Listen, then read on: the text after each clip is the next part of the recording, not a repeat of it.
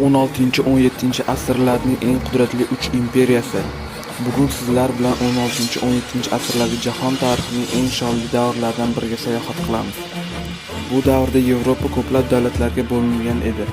Ammo Sharq va Janubiy Osiyoda 3 ulkan imperiya dunyo siyosati va savdosi bilan madaniyatiga katta ta'sir ko'rsatardi. Bular Usmonli imperiyasi, Safaviy imperiyasi va Boburiylar imperiyasi edi. 16-17 asrlarda dunyoning eng yirik kuchli davlatlar qatorida 3 yirik musulmon imperiyasi ajralib turardi. Birinchisi Usmonli imperiyasi, uning hududi janubi sharqiy Yevropa, Yaqin Sharq va Shimoliy Afrikani qamrab olgan edi. Poytaxti Istanbul. Ikkinchisi Safaviylar imperiyasi. U hozirgi Eron hududida shakllanib, Kavkaz va Yaqin Sharqning muhim qismlariga hukmronlik qilgan. Poytaxti Isfaxon. Uchinchisi esa Boburiylar imperiyasi. Bu davlat farg'onalik Zahirdin Muhammad Bobur tomonidan Hindistonda asos solingan bo'lib, o'z davrining eng boy va nufuzli davlatlaridan biri edi. Usmoniy imperiyasining yuksalishida 1453-yil muhim burilish bo'ldi. Sulton Muhammad II Konstantinopol shahrini zabt etdi va bu shahar keyinchalik imperiyaning poytaxtiga aylandi.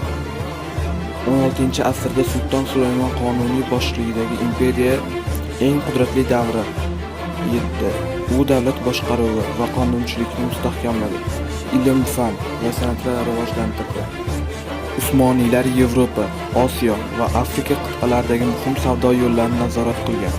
Ularning harbiy kuchi uzoq vaqt davomida dunyoning eng qudratli qo'shinlaridan biri bo'lib qolgan. Imperiyaning mashhur me'morlaridan biri me'mor Sinan edi. 1501-yilda Shoh Ismoil Safaviylar davlatiga asos soldi. Safaviylar Eron tarixida muhim o'rin tutadi. Aynan ular davrida Shia mazhab davlat din sifatida mustahkamlandi. Imperiyaning eng gullagan davri Shoh Abbos I hukmronligi davriga to'g'ri keladi.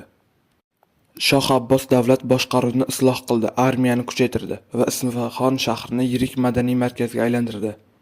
O'sha davrda Isfaxon ilm-fan, hunarmandchilik va savdo markazi sifatida mashhur edi. Boburiylar imperiyasining asoschisi Zahirdin Muhammad Bobur. U Farg'onada tug'ilgan va keyinchalik Hindistonda buyuk davlat barpo etgan. 1526-yilda Panipat jangida g'alaba qozongan Bobur Hindistonda yangi sulolaga asos soldi. Imperiyaning eng buyuk hukmdorlaridan biri Akbar Shoh edi. U markazlashgan davlat boshqaruvini rivojlantirdi va turli din hamda xalqlar o'rtasida murosani qo'llab-quvvatladi.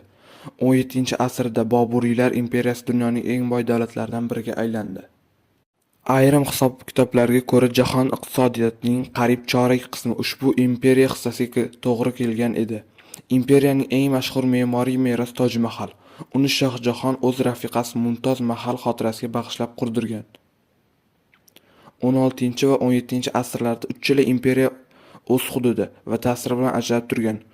Usmonli imperiyasi hududiy jihatdan eng yirik davlatlardan biri bo'lgan. Safaviylar Eron va Kavkaz mintaqasining asosiy kuchi edi. Boburiylar esa iqtisodiy qudrati bilan ajralib turgan. 16-17 asrlar Sharq dunyosining yuksalish davri bo'ldi. Usmoniylar, Safaviylar va Boburiylar o'z davrining eng qudratli davlatlari sifatida tarixga chuqur iz qoldirdi. Ayniqsa Boburiylar tarixi biz uchun alohida ahamiyatga ega, chunki uning asoschisi Bobur Farg'ona zamindan yetishib chiqqan buyuk tarixiy shaxs edi. Bugun ham bu imperiyalarning me'morchilik, ilm-fan, madaniyat va davlat boshqaruv sohasidagi merosi dunyo tarixining muhim qismi hisoblanadi.